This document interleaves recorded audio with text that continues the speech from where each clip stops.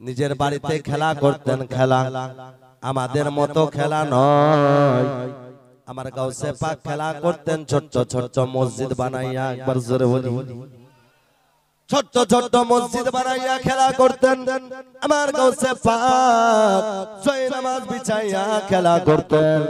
হঠাৎ খেলতে খেলতে খেলতে খেলতে নিজের আব্বা জান হযরতে আবু সালেহ মুসা জঙ্গি দোষ রাহমাতুল্লাহ আলাইহি যেন বাড়ি থেকে বের হয়। ইতিমধ্যে দেখা গেল ওই সন্তানটার নজর যেন নিজের বাপের দিকে পড়ে গেল। নিজের আব্বাকে বলতে লাগলো, ওগো আব্বা জান, আপনি কোথায় যাচ্ছেন? আব্বা কোথায় যাচ্ছেন? বলে বেটা কেন? বলে আব্বা মনটা চাই আমিও আপনার সঙ্গে যাব। বুঝতে পারছেন তো? বলে আব্বা আমার মনটা চাই আমিও আপনার সঙ্গে যাব। বলে না বেটা, তোমাকে যেতে হবে না। নিজের বাপ যদি বাড়ি থেকে বের হয়, ছোট্ট ছোট্ট বাচ্চারা দেখবেন ওই বাবার পিছনে পিছনে যায় কি যায় না? ছোট্ট ছোট্ট বাচ্চারা নিজের দাদুর পিছনে পিছনে যায়, মায়ের পিছনে পিছনে যায়। আমার গাউসে পাক আব্দুল কাদের বলতে লাগলো, আব্বা আমিও আপনার সঙ্গে যাব। বলে না বেটা, তোমাকে যেতে হবে না। আমার গাউসে পাক আরো জোরে বলে, আব্বা আমিও আপনার সঙ্গে যাব। বলে না বেটা, তোমাকে যেতে হবে না। বলে আব্বা আমিও আপনার সঙ্গে যাব। আমার গাউসে পাকের আব্বা জানের নাম হযরতে আবু সালেহ ছিল। আবু সালেহ মুসা বলতে লাগলো, বেটা তুমি কি করতে যাবা? আমার গাউসে পাক তখন বললেন, আব্বা আপনি কি করতে যাবে? বলে আব্বা আপনি কি করতে যাবেন? বলে বেটা আজকে শুক্রবারের দিন, বেটা আমি যাব ইরাকের মসজিদে জুম্মার নামাজ পড়াতে। আব্বা বললেন কি জুম্মার নামাজ পড়াতে যাব? তো আমার গাউসে পাক বললেন, আব্বা আপনি যাবেন নামাজ পড়াতে, তো আমি আব্দুল কাদের যাব আপনার সঙ্গে নামাজ পড়তে। জোরে বলি, এ বেরাদার আপনি নামাজি হবেন তখন না আপনার সন্তান নামাজি হবে। আপনি মা হয়ে যদি নামাজি হন, আপনার বেটি নামাজি হবে। আল্লাহু আকবার। অল্প সময়ের মধ্যে আমি বলতে চাই আমার গাউসে পাকের কথা, যেমনি আব্বা জান আবু সালেহ মুসা জঙ্গি দোষ শুনতে নাই, সাথে সাথে আব্বা জানের কলিজা যেন ঠান্ডা হয়ে গেল। সঙ্গে সঙ্গে নিজের বাপ নিজের বেটাকে যেন কোলে করে নিল। লিবার পরে নিজের আব্বা জান হযরতে আবু সালেহ মুসা জঙ্গি দোষ এইভাবে চুম্মা দিতে লাগলো। কোন সময় হোঠে চুম্মা, কোন সময় মুখে চুম্মা, কোন সময় গালে চুম্মা, এইভাবে চুম্মা দিতে দিতে দিতে দিতে উম্মুল খায়ের ফাতেমার কাছে নিয়ে যাচ্ছে। জোরে বলি, কার কাছে? আল উম্মুল খায়ের ফাতেমা কি হয়? আমার গাউসে পাকের আম্মা জান হয়। আর আমার মা কেমন দেখেন, আল্লাহু আকবার। আমার গাউসে পাক আব্দুল কাদের জিলানীর আব্বা জান হযরতে আবু সালেহ মুসা জঙ্গি দোষ রাহমাতুল্লাহ আলাইহি নিয়ে গেলেন উম্মুল খায়ের ফাতেমাকে। উম্মুল খায়ের ফাতেমাকে ডাকছেন, ও ফাতেমা, ফাতেমা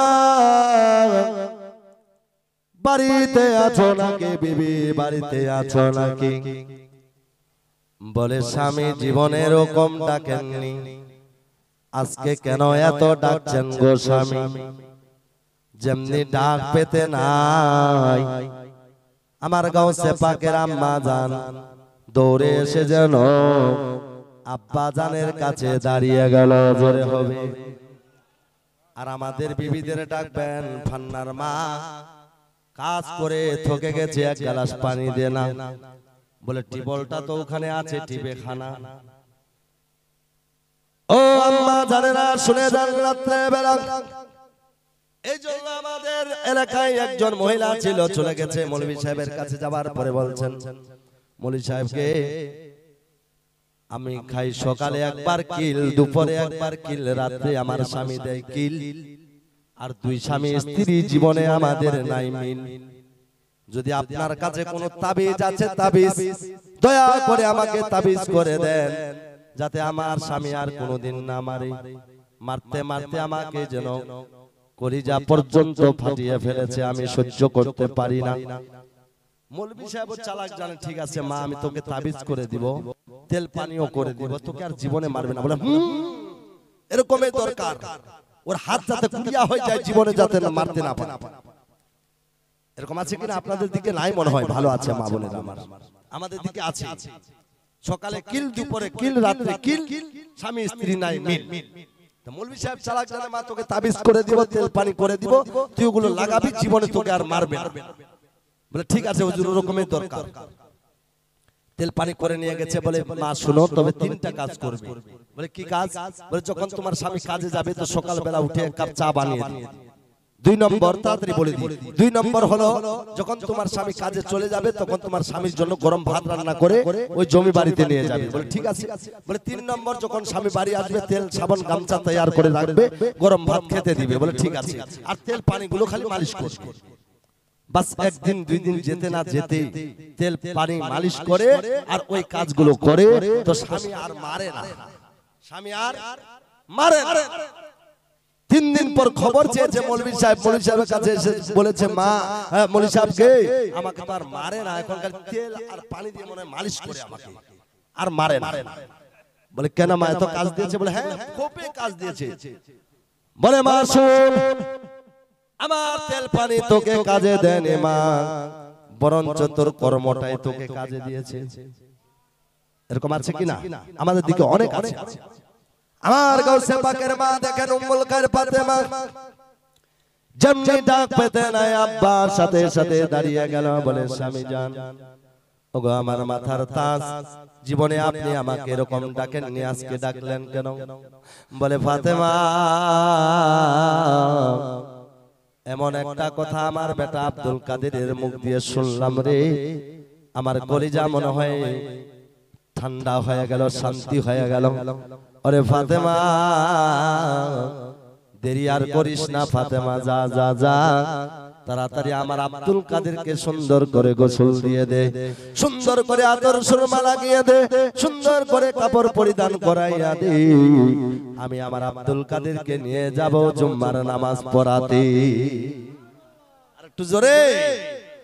আমার উম্মুল খায়র ফাতেমা করলো কি, সাথে সাথে মা জননীরা বেশি চেষ্টা করে, সকালবেলা যখন মাদ্রাসা হয় তখন সন্তানদের বলে বেটা যা মাদ্রাসা যা, আর যখন স্কুলের সময় হয় আমরা তো কাজে চলে যাই ভাই, কিন্তু মা বোনেরাও প্রাণ চেষ্টা করে নিজের সন্তানকে, বেটা যা যা যা, স্কুলের সময় হয়ে গেছে বেটা। আমার মা বোনেরা ভালোই চেষ্টা করে, কিন্তু আমাদের মধ্যে খুব চেষ্টাটা কম। কিন্তু উম্মুল খায়র ফাতেমা চেষ্টা করেছিল, নিজের বেটা আব্দুল কাদেরকে সুন্দর করে গোসল দিয়ে দিল, দেবার পর কাপড় পরিধান করাইয়া দিল, দেবার পরে বলে বেটা আব্দুল কাদের যা রে যা যা। মাই গলা হলে একটু ভালো হতো, মাই গলাটা গেছে কোথায়? এখানে থাকার দরকার ছিল ভাই, এত মোটা হয়ে গেছে একদম বলতে কষ্ট পাচ্ছি। যা বেটা যা, দেরি করিস না। মা যেন খুশি মনে বিদায় করে দিল। যেমনি বিদায় করে দেয়, মা এদিকে আল্লাহর দরবারে দোয়া করতে লাগলো, আল্লাহ গো আমার বেটা যে নিয়তে যাচ্ছে মাওলা, আমার বেটার মনের আশা পুরা করে দিও। আব্বা জানের সামনে চলে গেল, আব্বার পিছনে পিছনে চলতে লাগলো, চলতে চলতে চলতে চলতে অনেক দূর চলে গেল। দেখা গেল বিশাল বড় একখানা জঙ্গল। ওই জঙ্গলের মাঝখানে গেছে, যেমনি যেতে নাই বলে বেটা আব্দুল কাদের জায়গাটা ভালো নাই রে বেটা, মহা বিপদের জায়গা। ওরে বেটা শোন শোন, এটা বিশাল বড় একটা জঙ্গল, এই জঙ্গলে অনেক বাঘ ভাল্লুক আছে বেটা, বিপদের জায়গায় চলে এসেছি বেটা, বিপদ আসতে পারে, ভালোভাবে আসবি বেটা, ভালোভাবে আসবি আমার পিছনে পিছনে। আমার গাউসে পাকের বয়স তখন কত ছিল? কত ছিল? বাড়ি নিয়ে যাবেন ভাই, দিয়ে যাবেন না, রেখে যাবেন না, জালসা যেখানে শুনবেন কিছু কথা বাড়িতে নিয়ে যাবেন, এই কথাটা কালকে বলতে পারবেন নিজের সন্তানকে।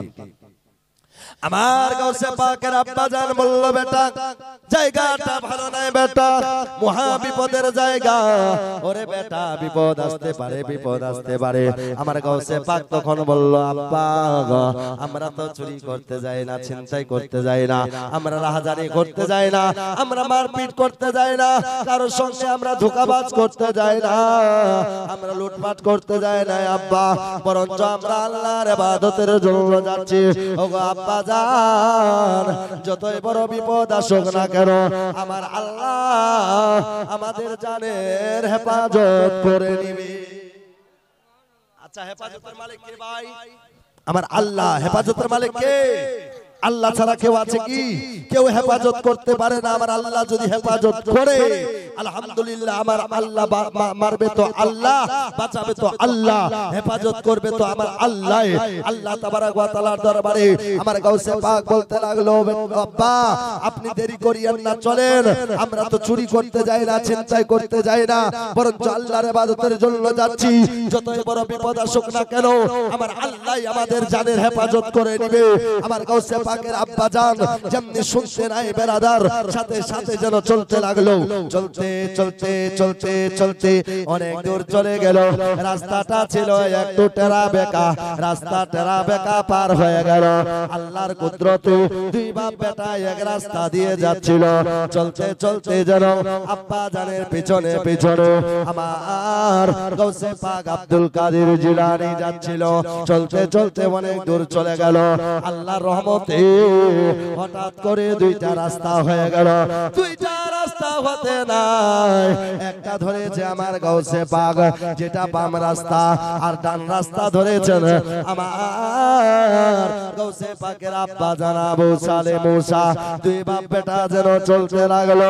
চলতে চলতে অনেক দূর চলে গেল, কিন্তু আব্বা জানের খেয়াল নাই। আমার বেটা আমার পিছনে আসতেছিল, হঠাৎ করে পিছনে তাকায় তো দেখে আমার গাউসে পাক পিছনে নাই। আব্বা জানের কলিজা যেন দাও দাও করতে লাগলো। বলে আল্লাহ নিশ্চয় আমার বেটাকে মনে হয় জঙ্গলের বাঘ ভালুক গুলো নিয়ে গেল। আল্লাহ আমার বেটাকে আর মনে হয় ফিরে পাবো না। আমার গাউসে পাক আব্দুল কাদের জিলানীর আব্বা এত কাঁদতে লাগলো, এত কাঁদতে লাগলো, আর যেন ডাকতে লাগলো, ও বেটা আব্দুল কাদের কোথায় গেছো বেটা আমাকে ছেড়ে? ও বেটা কোথায় গেলে বেটা? তুই ফিরে আয় বেটা, ফিরে আয়। আমার গাউসে পাক কোনো কথাই বলে না। আবার যেন আব্বা জান গেল আগের দিকে চলতে লাগলো। চলতে চলতে চলতে চলতে অনেক দূর আগে যাওয়ার পর দেখে আমার গাউসে পাক যেন ওই বাম রাস্তাটা ধরে অনেক দূর আগে চলে গেছে। আমার গাউসে পাকের আব্বা জান ডাকতে লাগলো, বেটা আব্দুল কাদের ওই বাম রাস্তাটা ছেড়ে দে বেটা, বিপদ আসতে পারে, ছেড়ে দাও বেটা, তুমি ফিরে আসো, ফিরে আসো। আমার গাউসে পাক বলে আব্বা কারণটা কি? বলে বিপদ আসতে পারে, বিপদ আসতে পারে। আমার গাউসে পাক বলে আব্বা যতই বড় বিপদ আসুক না কেন আমরা তো আল্লাহর ইবাদতে যাচ্ছি। যতই বড় বিপদ আসুক না কেন ওই ইবাদত যদি আল্লাহর পছন্দ হয়ে যায়, সমস্ত বিপদ থেকে আমাদের জানের হেফাজত আমার আল্লাহ তাআলা করে নেবে। আরেকটু জোরে আব্বা আপনি চিন্তা করিয়েন না আব্বা, আসুন আমার পিছনে পিছনে আসেন। আমার গাউসে পাকের পিছনে পিছনে তখন আবু সালে মুসা নিজের আব্বা চলতে লাগলো। চলতে চলতে আব্বা 10 কদম দূরে, আমার গাউসে পাক 10 কদম আগে হয়ে গেল। বেরাদার চলতে চলতে দেখা যায় অনেক দূর চলে গেল, আর আব্বা একখানা পাহাড় দেখা যায় সামনে। ওই সামনের পাহাড়টার উপরে আমার গাউসে পাক চললেন। আমার গাউসে পাকের আব্বা বারবার বলে, বেটা আগে যাইস না বেটা, পাক ভাল্লুক থাকতে পারে, বেটা আগে যাইস না, তুই ফিরে আয়। আমার গাউসে পাক তত আগের দিকে যায় শুধু আব্বাকে দেখার জন্য।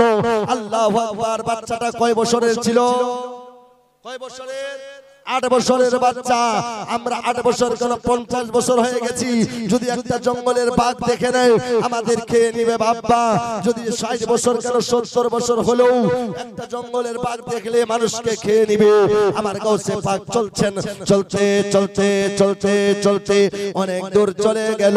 যেমনি যেতে নাই মুসলমান, সাথে সাথে যেন আমার গাউসে পাক পাহাড়ের উপরে উঠলো। আমার গাউসে পাকের আব্বা এখনো পাহাড়ের নিচে আছে। যেমনি উঠতে নাই দেখতে পায় বিশাল বড় একটা বাঘ যেন ওই পাহাড়ের টিলার উপর থেকে নামতেছে। নামতে নামতে পাহাড়ের টিলার উপরে যেমনি আব্বা জান আবু সালে বাঘকে দেখেছে, বলে বেটা আব্দুল কাদের আর আগে বাড়িস না রে বেটা, ওরে বেটা তোকে বারবার বললাম বেটা আগে আর বাড়িস না বেটা, ওই যে দেখ কত বড় বাঘ আসতেছে বেটা, যদি বাঘটা চলে আসে এখনো তোকে খেয়ে নেবে বেটা, আমি কোথায় পাবো সন্তান, আমি ছেলে হারা হয়ে যাব বেটা, আগে আর বাড়িস না, আগে আর যাইস না বেটা, তুই ফিরে আয় ফিরে আয়। আমার গাউসে পাক তো আগের দিকে যায়, বাঘটাও যেন নামতেছে ভাই, আব্বা জান যেন আর মাটির উপরে দাঁড়ায় থাকতে পারে না, দোলনার মতো যেন মাটি খানা হিলতেছে, বাপের কলিজা দাউ দাউ করতেছে, আল্লাহ আমার বেটাকে আমার সামনে ওই বাঘটা খেয়ে নিবে, আল্লাহ আল্লাহ। আব্বা বড় চিন্তিত হয়ে যায়। বেরাদার সাথে সাথে দেখা গেল বাঘটা আস্তে আস্তে আমার গাউসে পাকের দিকে আসতেছে। বাঘ মনে মনে ভাবতেছে আল্লাহ গো আল্লাহ, বাঘটা মনে মনে ভাবে আল্লাহ আজ থেকে 3 দিন হয়ে গেল আমার মুখে একটা দানাও যায়নি।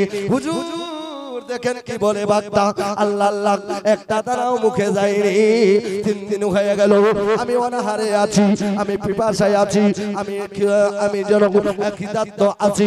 বেরাদার এই দৃশ্য দেখার পরে বাঘটা যেন মনে মনে ভাবে আল্লাহ আজকে 2টা খাবার পেয়েছি, একটা বড় একটা ছোট, একটা আজকে খাবো একটা কালকে খাবো, 2টা যদি খাবার পাই আমার খিদা মিটে যাবে, আমার ভোগ মিটে যাবে। বাঘটা যেন এই বলে যেন বাঘটা আমার গাউসে পাকের দিকে আসতেছে, আস্তে আস্তে আস্তে আস্তে মুখখানা বড় করেছে, আমার গাউসে পাককে খাবে মনে করে, আল্লাহু আকবার।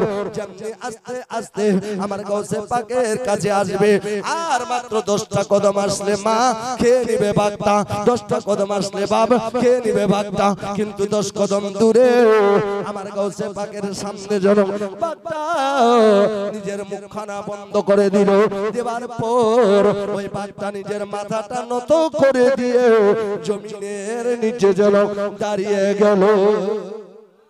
আরেকটু জোরে জমিনের, বুঝতে পারছেন তো? জমিনের খুব তাড়াতাড়ি বলছি বাপ, সময় আমাকে 1.5 ঘন্টা দেওয়া হয়েছে, এই জন্য খুব তাড়াতাড়ি যাচ্ছে আগের দিকে। আমার গাউসে পাক আল্লাহু আকবার দেখে আছে বাঘটার দিকে, তাকাইয়া আছে বাঘটার দিকে, আমার গাউসে পাকের সামনে যেন 10 কদম দূরে বাঘটা যেন দাঁড়িয়ে গেল।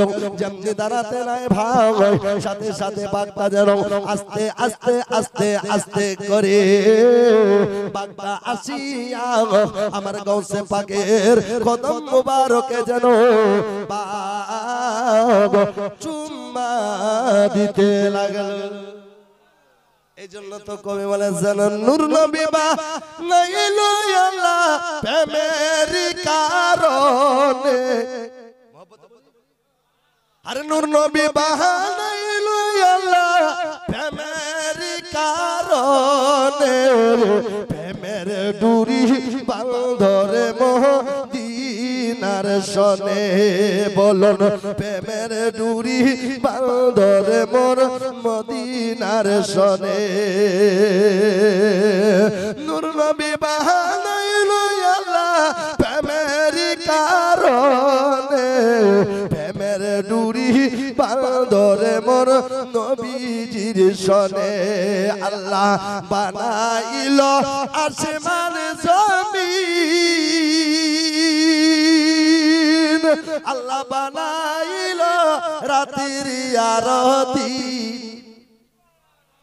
আর একটু জোরে, ও আল্লাহ বানাইল আসমান জমিন, আল্লাহ বানাইল রাতের আর দিন আশিক হইয়া বানাই নবী প্রেমের কারণে প্রেমের ডুরি বান্দরে মোর মদিনার সনে হায় হায় প্রেমের ডুরি বান্দরে মোর মদিনার সনে নূর নবী বানাইলো আল্লাহ প্রেমের কারণে প্রেমের ডুরি বান্দরে মোর নবীজির সনে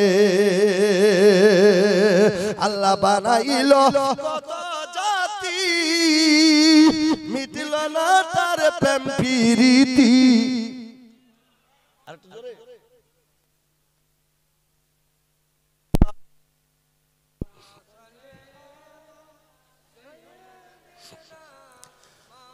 মাওলানা ওয়ালা আলে সাইয়্যিদিনা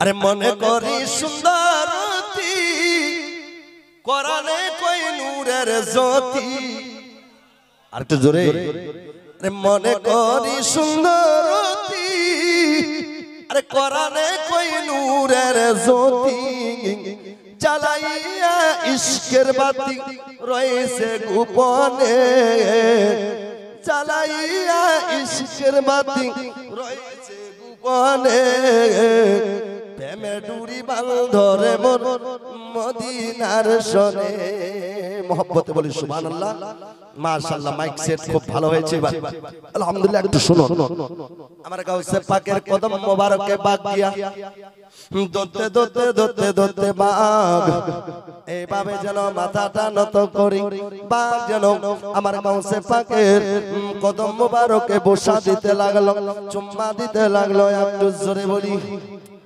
আরেকটু জোরে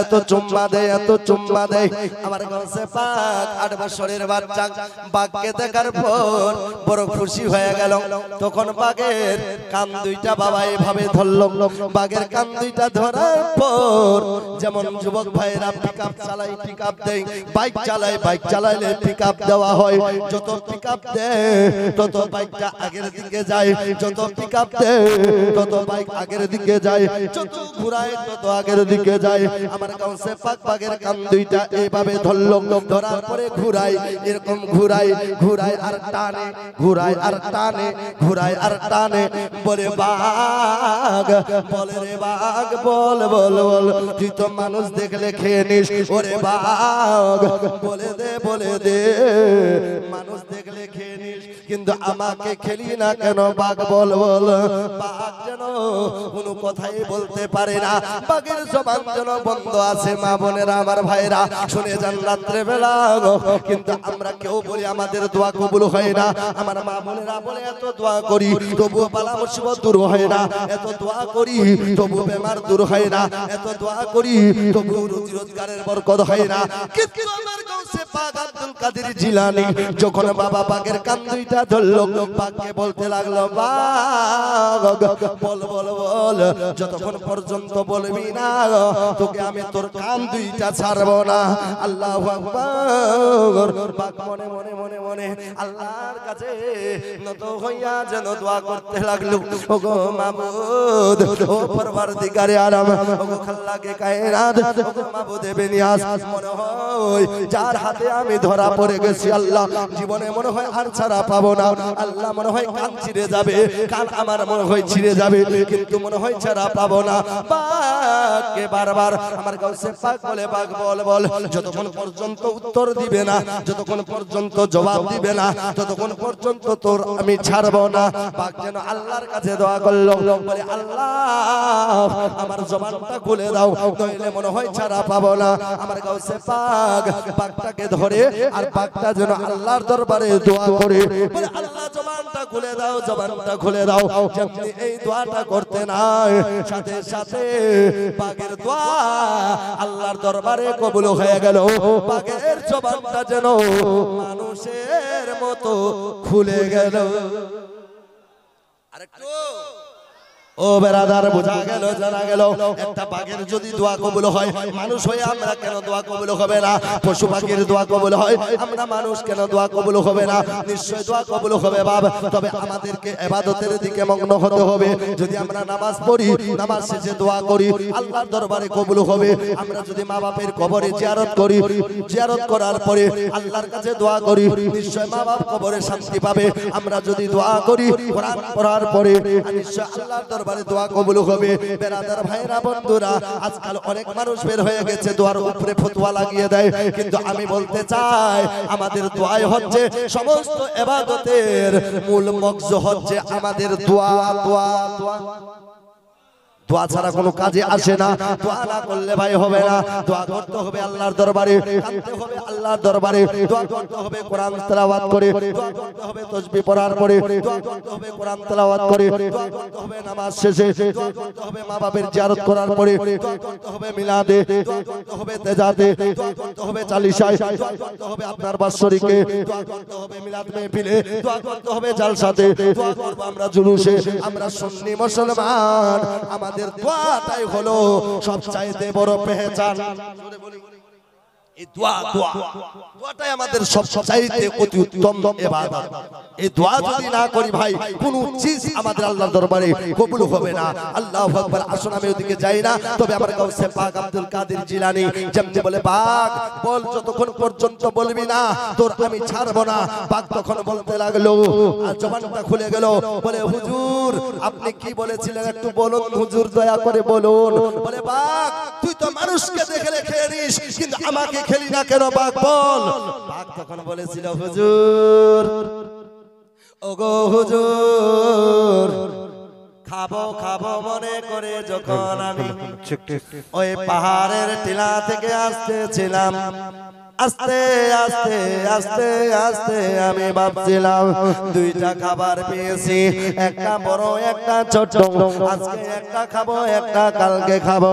এই বলে যখন আপনার কাছে আসলাম, আর 10 কদম দূর আছে হুজুর, 10 কদম গেলে আপনাকে খেয়ে নিতাম, কিন্তু 10 কদম দূর থেকে যেন আমি আপনার শরীর থেকে মুশকে আম্বরের মতো খুশবু পেয়ে গেলাম। আরেকটু জোরে, আমি মুশকে আম্বরের মতো খুশবু পেয়ে গেলাম। এই জন্য তো কবি বলেছেন, আরে মন যদি দিতে হয় নবীকে দিও। আরেকটু জোরে, আরে মন যদি দিতে হয় নবীকে দিও, ভালো যদি বাঁচতে হয় নবীকে বাসো, মন যদি দিতে হয় নবীকে দিও, ভালো যদি বাঁচতে হয় নবীকে বাসো। তোমার কষ্ট যত না জিনিস সইতে পারে না, তোমার কি শুনবেন বাপ গজলটা শুনবেন? তাহলে জোরে বলি সুবহানাল্লাহ। তোমার কষ্ট যত না জিনিস সইতে পারে না, ওই নবীজির মুহাব্বতে দরুদ পড়িও, মন যদি দিতে হয় নবীকে দিও, ভালো যদি বাঁচতে হয় নবীকে বাসো। বস্তা করে নিয়ে এসেছি গজল, বস্তা যদি শুনেন আলহামদুলিল্লাহ। বস্তার মুখটা খুলিনি, এখন খালি উপরে যেগুলো আছে ওগুলোই দিচ্ছি, একটু শুনুন। সারা জীবন কাঁদলে নবী এই যে দুনিয়া, এখন কান্দে নবী সোনার মদিনায়। সারা জীবন কাঁদলে নবী এই যে দুনিয়া, এখন কান্দে নবী সোনার মদিনায়। আর জানের চেয়ে বেশি তাকে, জানের চেয়ে বেশি তাকে ভালোবাসিও, মন যদি দিতে হয় নবীকে দিও, হাসরে ময়দানে নবী থাকিবেন সেজদায়। জোরে বলি আহা, কবি কত সুন্দর বলেছেন। হাসরে ময়দানে নবী থাকিবেন সেজদায়, আমার আশিক উম্মত যেন জান্নাতে পেয়ে যায়। ওই নবীজির মুহাব্বতে, ও ভাই ওই নবীজির মুহাব্বতে দরুদ পড়িও। দাদা আপনারা দাঁড়িয়ে কেন কেন আছেন, দাঁড়িয়ে কেন আছেন দাদা? বসে বসে যান দাদা। এখানে তো কোনো পর্দা লাগা আছে নাই যে পর্দার ভিতরে আমরা নাচ শুনবো, গান শুনবো। এখানে তো কোনো পর্দা নাই না ভাই। তো দাঁড়িয়ে দাঁড়িয়ে দেখছেন আপনারা, বসে শুনতে হয় কোরআন হাদিসের বাণী। একটু শুনুন ভাই, অল্প সময়ের মধ্যে বলে আমি চলে যাচ্ছি। আহা নবীর দিদার একবার যদি নসিব হয়ে যায়, জোরে বলি, নবীর দিদার একবার যদি নসিব হয়ে যায়, জাহান্নামের আগুন তাকে দেখিয়া পালায়। পাগলদের দিদার দিয়ে, ও পাগলদের দিদার দিয়ে নবী ধন্য করিও। মন যদি দিতে হয় নবীকে দিও, ভালো যদি বাঁচতে হয় নবীকে বাসো। বহু লম্বা ঘটনা, আগের দিকে যাচ্ছে বাবা, গজলটা লম্বা আছে। আল্লাহু আকবার। আমার গাউসে পাক বলেন, বাঘ তুই খেলি না কেন? পাক বলে হুজুর খাবো খাবো মনে করে যখন আপনার কাছে আসলাম, তো আপনার শরীর থেকে আমি মুশকি আম্বারের মতো খুশবু পেয়ে গেলাম। জোরে বলি। আর আমাদের পসিনা, আমাদের শরীর গন্ধ করে ভুষের মতো গন্ধ। কারণ কি? আমাদের আল্লাহর উপরে ভরসা নাই, আল্লাহর ইবাদতে আমরা মগ্ন থাকি না ভাই। আমরা কাকে কিভাবে সম্মান দিতে হয় সেটা জানি না, কিন্তু আল্লাহর ওলি আমার গাউসে পাক এখন 8টি বছর বয়স। কয় বছর? বাককে বলা হলো বাক। ও বাক বল, তুই আমাকে কেমন করে চিনতে পারলি বাক? বাক বলেছিলেন, হুজুর আপনি যে নবীর আশিক গো, আমিও বাক হলাম ওই নবীর আশিক। আরেকটু জোরে বলি। বাঘ চিনতে পারলো নবীকে, ভাল্লুক চিনতে পারলো নবীকে, পশু পাখি চিনতে পারলো নবীকে, জঙ্গলের হরিণেরা চিনতে পেরেছে নবীকে, গাছপালা চিনতে পারলো নবীকে, সমস্ত মখলুকাত চিনতে পারলো নবীকে, কিন্তু একজন লোক চিনতে পারেনি নবীকে। তার নাম কি বলতে পারবেন? একজন চিনতে পারেনি, নিজের চাচা আবু জাহেল। শুনেছেন বারবার। আল্লাহু আকবার। আমি ওদিকে যেতে চাই না। আমার গাউসে পাক যেমনি বলল, বাঘ কেমন করে চিনতে পারলে বল? বলে তুমি যার পাগল, যার তুমি আশিক, আমিও নবী, আমিও বাঘ হলাম ওই নবীর আশিক। বলে কেমন করে বলো? বলে যখন আমি পাহাড়ের টিলায় থাকি হুজুর, আমি 3 দিন ধরে অনাহারে থাকি, কোন সময় 7 দিন, কোন সময় 4 দিন, কোন সময় 5 দিন, 4-5 দিন ধরে খাবার পাই না। তখন আমি আল্লাহর উপরে ভরসা করে আমার নবীর উপরে হাজার হাজার বার দরুদ সালাম পড়তে থাকি। দরুদ সালাম যতই পড়ি যতই পড়তে থাকি, আল্লাহর রহমতে আপন মনে আমার পেট ভরে যায়। দরুদের কতটা ফজিলত! বেরাদার দরুদের উপরে বেদাতি ফতোয়া, মিলাদের উপরে বেদাতি ফতোয়া, দোয়ার উপরে বেদাতি ফতোয়া লাগিয়ে দেয়। ওরা বেদাত করতে থাক। আমার সুন্নি মুসলমান, আমাদের সব কাজ যেন চলতে থাক, ঠিক না? আমরা করতে থাকব। এরকম করতে 8 রাকাত 12 রাকাত নামাজ চুরি করে ফেলেছে ওরা। নামাজকে চুরি করতেছে এখন। বেরাদুল ইসলাম, ওদিকে আমি যাই না, বলতে চাচ্ছি আমার গাউসে পাক যেন বলতে লাগলো, যেমনি গাউসে পাকের সব দৃশ্য আব্বা দেখলেন, দেখার পরে বলে, বেটা চল বেটা, যাচ্ছিলেন কোথায়? হ্যাঁ ভুলে গেছেন নাকি? জুম্মা নামাজ পড়তে শুক্রবারের দিন। বলে বেটা আব্দুল কাদের, আর দেরি করিস না বেটা, চল, সময়টা অতিবাহিত হতেছে বেটা, চল বেটা চল, সময় 12:30 হয়ে যাচ্ছে, কিছুক্ষণের মধ্যে আজান হয়ে যাবে। মসজিদে কাছাকাছি পৌঁছে গেল। যেমনি পৌঁছাতে নাই ভাই, সাথে সাথে যেন মসজিদে আজান হতে আরম্ভ হয়ে গেল। আর একটু জোরে বলি, আজানটা একবার পড়বো ভাই, খালি একটা মিনিট। আল্লাহু আকবার,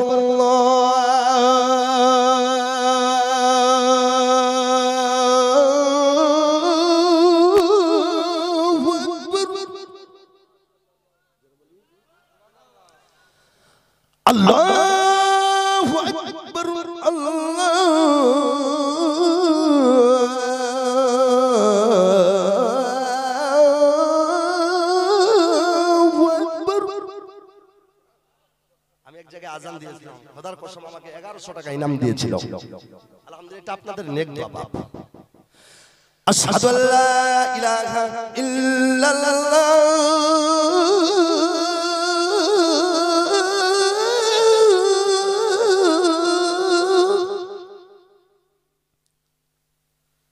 আশহাদু আল্লা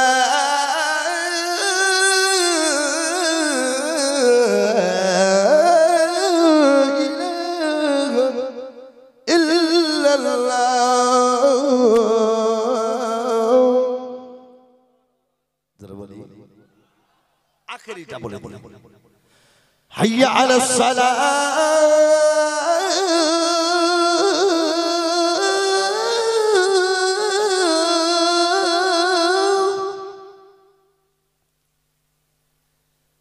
হাইয়া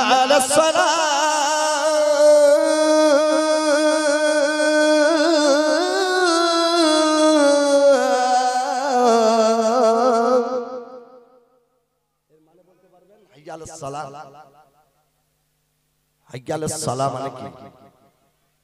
এসো এসো, কোথায় বলছেন না যে এসো, তারপর সকালে একটা কথা বলে না, আসসালাতু খায়রুম মিনাল্লাহ,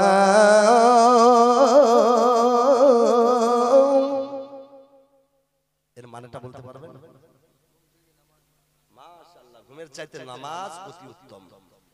মুয়াজ্জিন সাহেব বলে আসসালাতু খায়রুম মিনান নাওম, ঘুমের চাইতে নামাজ ভালো, ঘুমের চাইতে নামাজ ভালো। তো ভাই কোচা মৌলভী সাহেব তুই কইতে রো ঘুমের চাইতে নামাজ ভালো, তোর নামাজের চাইতে আমার ঘুমটা বেশি ভালো। এর উল্টা করে নিয়েছি আমরা। এখন ঠান্ডার দিন আসে, দেখবেন এদিকে আজান আর এদিকে ল্যাপ পশু ঢাকা নিয়ে বাস, যেগুলো শয়তান পেশাব করে ওগুলোর উপরে ও থাকবে। শয়তান পেশাব করতে আছে, গরম লাগতে আছে, আর বিছানা ছাড়তে চায় না। মুয়াজ্জিন সাহেব ওদিকে বলতে আছে আসসালাতু খায়রুম মিনান নাওম, পাবলিক বলে যে তোরটা কাম তুই করতে থাক, তুই বলতে থাক, আমরা ঘুমাতে থাকি। ও বাজারেরা, আজান হয়ে গেল, পুরা মসজিদ খানা যেন মানুষে ভরে গেল। আমরা যাই যাই। আচ্ছা, কারা কারা জুম্মার নামাজ যান দেখেন তো, জুম্মার নামাজ দেখেন অনেকগুলো এখনো ঠুটা আছে, ঠুটা। সবাই যায় না, যাই ভাই, সবাই যায় না।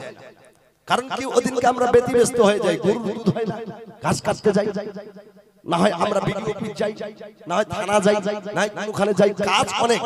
কিন্তু শুক্রবারের দিন নিজের বউ কাপড় ধুয়ে দেবে, কাল শুক্রবার তোমাকে জুম্মা যেতে হবে, আর সেই সময়টা যেমনি চলে আসলো জুম্মার, দেখবেন ও বলে ওই আজকে বলিস না জুম্মা যেতে, আমাকে বলে কেন, বলে আমাকে কালিয়াগঞ্জ না গেলে হবে না, আমার একটা কাজ আছে বিশাল বড় থানাতে। শুক্রবারের দিন ওর কাজটা বেশি। কিন্তু আপনি শুক্রবারকে ত্যাগ করে চলে যাবেন, চলে গেলেন, শুনে নেন, আপনি মারা যাবেন, জান্নাত পাবেন কি পাবেন না সেটা আমি বলতে পারবো না। কিন্তু কোন মুমিন বান্দা যদি বা ওযু হয়ে ওযু করে সুন্দর করে গোসল করলো, ওযু করলো, মসজিদের দিকে রওনা হলো, যেতে যেতে যেতে যেতে যদি ও মারা যায়, আল্লাহর রহমতে ওই ব্যক্তিটা জান্নাতি। জোরে বলি, ওই ব্যক্তিটা জান্নাতি। বেরাদরে মিল্লাতে ইসলামিয়া, আমরা নামাজে খুব কম বাপ, খুব তাড়াতাড়ি বলতে চাই, আগের দিকে যাই। আমার গাউসে পাক আব্দুল কাদের জিলানীর আব্বা জান দেখছেন পুরা মসজিদ খানা নামাজি ভরে গেল, নামাজ হয়ে গেল। নামাজ হবার পর সবাই যেন বাবা বাড়ির দিকে রওনা হয়ে গেল, সবাই বাড়ি যায়, সবাই বাড়ি যায়। কিন্তু আপনারা বলুন তো লাস্টের বেলায় কে যায়? হ্যাঁ, মুয়াজ্জিন সাহেব আর ইমাম সাহেব। কেন, বেতন দিয়েছেন এই জন্য নাকি? না না না না, তারা পরে যায়, তারা তাদের সঙ্গে কেউ মুসাফা করে, কেউ মিলামিলি করে, কেউ মুআন্নাকা করে, কেউ সালাম করে, সবাই যেন চলে গেল। কিন্তু আমার গাউসে পাক আর গাউসে পাকের আব্বা জান আবু সালেহ, এমনকি মুয়াজ্জিন সাহেব ওই জায়গাতে আছে। থাকতে থাকতে থাকতে থাকতে কিছুক্ষণের মধ্যে একখানা যেন জানাজা চারজনে কান্দা করে জানাজার মাঠে হাজির করে দিল। এবার পর বলতে আসলো হুজুর গো আপনি চলুন ওই লোকটা ইন্তেকাল করেছে তার জানাজা পড়াতে হবে তার জানাজা পড়াতে হবে আমার গাউসে পাকের আব্বা জান আবু সালেহ মুসা জঙ্গে দোষ নিজের সন্তানকে নিয়ে যেন চলে গেল জানাজার মাঠে যেমনি জানাজার মাঠে নিয়ে যায় মা বোনেরা শুনুন আল্লাহু আকবার জানাজার মাঠে নিয়ে গেল নিয়ে যাবার পর সবাই যেন দাঁড়িয়ে গেছে লাইন হয়ে আমার গাউসে পাক নিজের আব্বাকে বলে আব্বা নামাজ তো পড়লাম আব্বা কিন্তু এটা কি হচ্ছে আব্বা এখানে আবার কি হবে আব্বা বলে বেটা আব্দুল কাদের এখানে হবে জানাজা জানাজা বলে আব্বা জানাজা এমন কি আব্বা বলে বেটা রে জানাজা হলো মানুষের জীবনের শেষ নামাজ নামাজ শেষ নারে তাকবীর নারে তাকবীর নারে রিসালাত হযরত আল্লামা মাওলানা মুখতার আলম আশরাফি সাহেব নারে তাকবীর নারে রিসালাত সুবহানাল্লাহ সুবহানাল্লাহ এই যে দেখতেছেন আলহামদুলিল্লাহ আমার গাড়ি এখন যাবে বাড়ির দিকে একটু শুনুন আব্বা জানেরা আমার গাউসে সুবহানাল্লাহ আমার গাউসে পাকের আব্বা জান বলতে লাগলো বেটা রে এটা মানুষের শেষ বা বিদায়ী রজনীর নামাজ ওরে বেটা শোন শোন জীবনে আর মানুষের কোনোদিন নামাজ হবে না বেটা এটা শেষ বা বিদায়ী রজনীর নামাজ বলে আব্বা একটু বলো আব্বা বলো এই নামাজটাকে পড়াবে আব্বা বলে বেটা আমি ইমাম সাহেব আমি নামাজ পড়াবো বলে আব্বা শুনেন খালি দেখেন বাচ্চাটা কিন্তু 8 বছরের কিন্তু আকীদা বিশাল বড় জোরে বলি আমার গাউসে পাক তখন 8 বছরের বাচ্চা কিন্তু আকীদা কত বড় আমার গাউসে পাক বলে আব্বা নামাজ তো পড়াবেন ঠিকই আব্বা কিন্তু যে বাড়ির মাইয়াতটা যে বাড়ির লাশটা আব্বা ওই বাড়ির কি খবর নিয়েছেন বলে বেটা না না না খবর তো নিনি বেটা আগে জানাজা হবে তারপরে খবর হবে বলে আব্বা আগে খবর নেন তারপর জানাজা পড়াবেন বলে না বেটা না আগে জানাজা হবে তারপর খবর হবে আমার গাউসে পাক বললেন আব্বা আগে খবর নেন তারপর জানাজা পড়াবেন আমার গাউসে পাকের আব্বা বলে বেটা রে না না না আগে জানাজা হবে তারপর খবর নেওয়া হবে আমার গাউসে পাক বলে আব্বা যদি আপনি খবর না নেন দয়া করে আমাকে আধা ঘন্টা টাইম দেন আমি একটু দেখে আসি কার বাড়ির লাশটা একবার জোরে বলি সুবহানাল্লাহ দেখেন কালি বলে আগে কার লাশটা আগে দেখে আসি আব্বা তারপরে জানাজা পড়াবেন আব্বা আগে দেখে আসি একবার আব্বা বলে বেটা আব্দুল কাদের কতক্ষণ সময় বলে আধা ঘন্টা আমার গাউসে পাক খুব শর্টে বলছি আব্বা আমার গাউসে পাক যাচ্ছেন চলতে চলতে চলতে চলতে চলে গেলেন যে বাড়ির লাশটা ওই বাড়ির দরওয়াজার কাছে দাঁড়িয়ে গেল দাঁড়িয়ে যাবার পর দেখতেছেন গো আব্বা হঠাৎ করে কানে আওয়াজ আসে এদিকে লক্ষ্য করবেন হঠাৎ করে কানে আওয়াজ আসে আমার গাউসে পাক যেন কোন একটি ছোট বাচ্চার কান্না আওয়াজ শুনতে পায় শুধু কান্দে মামা মামা আর বাবা বাবা বলে আমার গাউসে পাক এক কদম দুই কদম হাঁটতে হাঁটতে চলে গেল ওই সন্তানটার কাছে যাবার পরে সন্তানকে জিজ্ঞাসা করতে লাগলো ওরে বাবু সোনা তুই কান্দিস কেন বল বল তোর কি হয়েছে তোর চোখে কেন পানি তুই কেন এত কান্দিস বল তোকে কে মেরেছে তোকে কি কেউ দুঃখ দিয়েছে তোর দিলে কি কেউ আঘাত দিয়েছে তোকে কেউ কি বেদনা দিয়েছে ওই ছেলেটা বললেন না না আমার দুঃখের কথা বলে লাভ নাই তোমাকে বলে আমার কি লাভ হবে আমার গাউসে পাক বলে দে রে তোমার দুঃখের কথা তোমার বলে দাও তোমার কি হয়েছে কি এমন দুঃখ লেগেছে ওই ছেলেটা বলেছিল তোমার বয়স আমার বয়স মনে হয় সমান হবে তোমাকে আমার দুঃখের কথা বলে কি লাভ হবে আমার গাউসে পাক বলেছিল বলে দে রে বলে দে তোর দুঃখের ঘটনা আমাকে বলে যদি তোর লাভ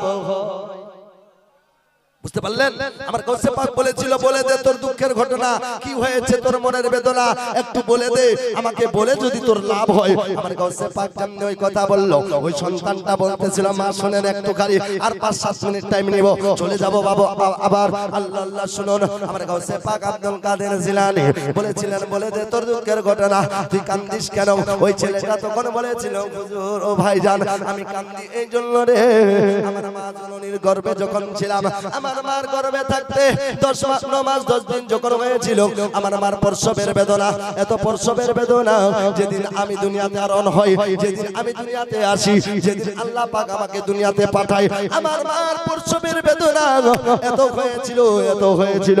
আমার মা প্রসবের বেদনা যেন সহ্য করতে পারেনি। আমি যেমনি দুনিয়াতে আসি, সাথে সাথে আমার জনম দুঃখিনী মা, আমার গর্ভধারিণী মা দুনিয়া ছেড়ে চলে গেছে। আমি কান্দি এই জন্য রে, আমার মা জননীর মুখ দেখতে পাইনি, আমার মা জননীর চেহারা দেখতে পাইনি, মাকে মা বলে ডাকতে পারিনি, মার স্তনের এক ফোঁটা দুধ পান করতে পারিনি। আমার মা চলে গেছে, কিন্তু আরেকটা দুঃখের ঘটনা, মা তো গেছে গেছে, মাকে মা বলতে পারিনি। এই দুঃখটা আমার অন্তরে আছে, কিন্তু আমার বাবা বেঁচে ছিল, আমার বাবাকে বাবা বাবা বাবা বাবা বলে ডাকতাম। কিন্তু হঠাৎ করে আল্লাহ পাক আমার বাবার রূহটাকেও নিয়ে চলে গেছে। এই জন্য আমি কান্দি রে। আজ থেকে আর আমি কাকে ডাকবো মা বলে, কাকে ডাকবো আর বাবা বলে। আমার মা নাই রে মা, বাবা নাই রে বাবা, আরে আমাকে ছাড়িয়া গেল জনমের লাগিয়া, আর কারে ডাকিব। এই জন্য বাংলা দুইটা আশার পড়তে চাই, একবার জোরে বলি সুবহানাল্লাহ। দুঃখের দরদ আমার জনম দুঃখী মা। আরেকটু জোরে কি ভাই শুনবেন না? শেষ করবো। আরে দুঃখের দরদ আমার জনম দুঃখী মা, গর্ভধারিণী মা, জনম দুঃখিনী মা। দুঃখের দরদ আমার জনম দুঃখী মা। ওরে মায়ের কান্নান যাবত জীব,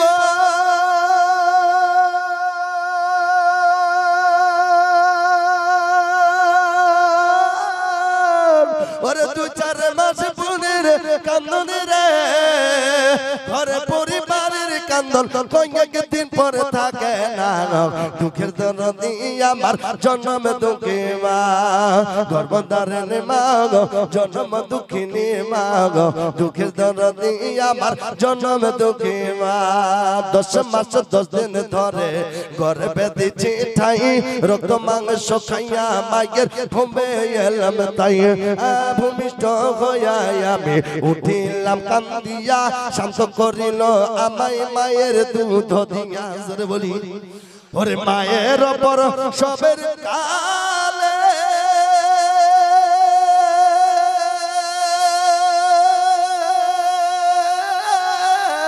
ওরে ভিজে যায় নয়ন জলে রে, আমার সন্তানের লয়া কলে, সন্তানের লয়া কলে ভুলে প্রসব যন্ত্রণা। দুঃখে দরদ আমার জনম দুঃখী মা।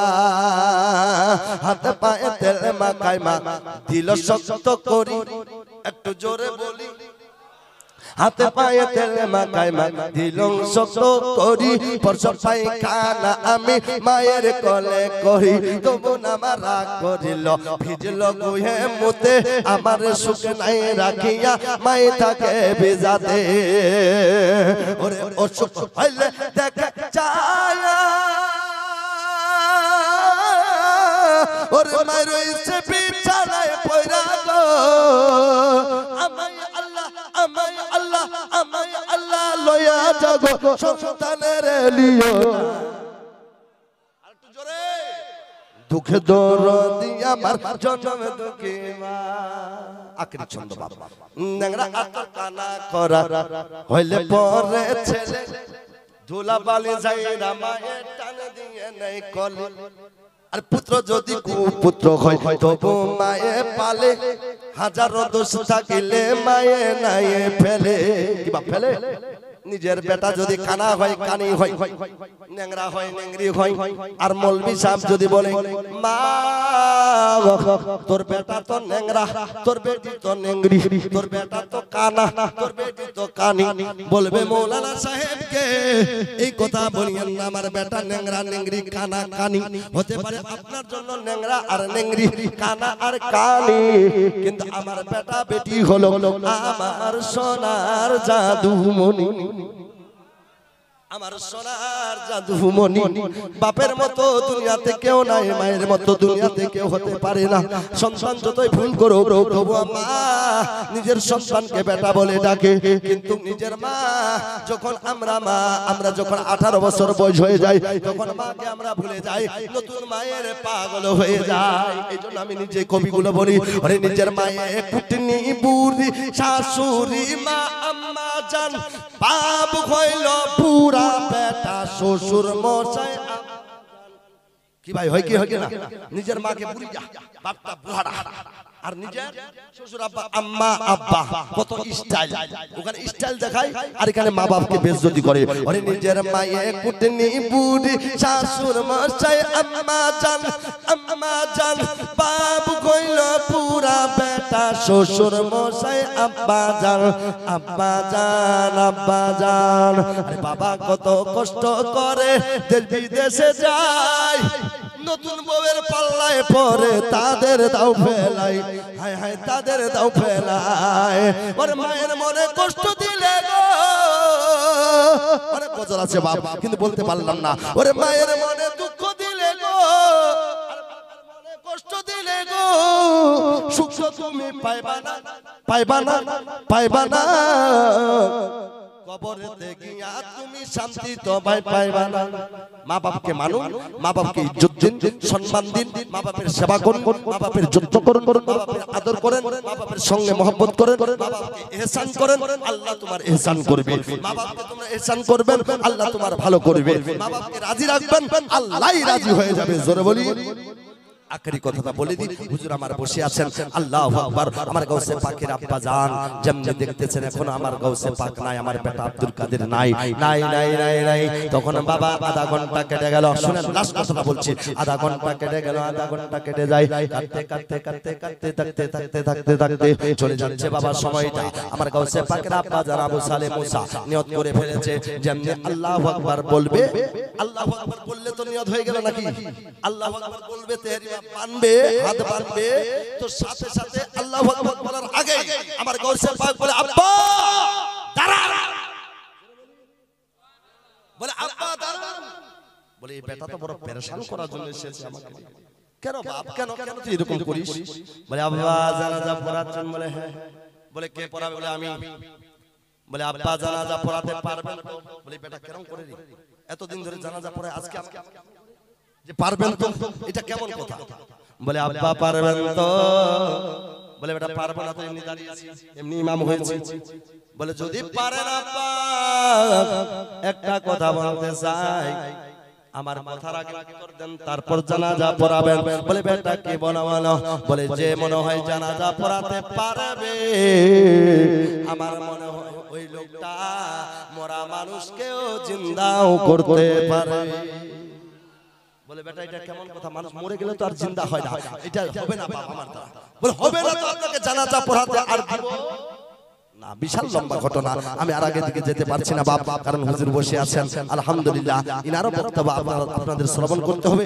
যদিও বাড়ির ছেলে, যদিও গ্রামের ছেলে, কিন্তু আল্লাহর রহমতে অনেক জায়গায় ইজ্জত পায়। শিলিগুড়ি, মালবাজার, চালসা, অদলাবাড়ি, কুচবিহার, আমবাড়ি, ফালাকাটা, আপনার এখান থেকে শুরু করে ধূপগুড়ি, ময়নাগুড়ি চলে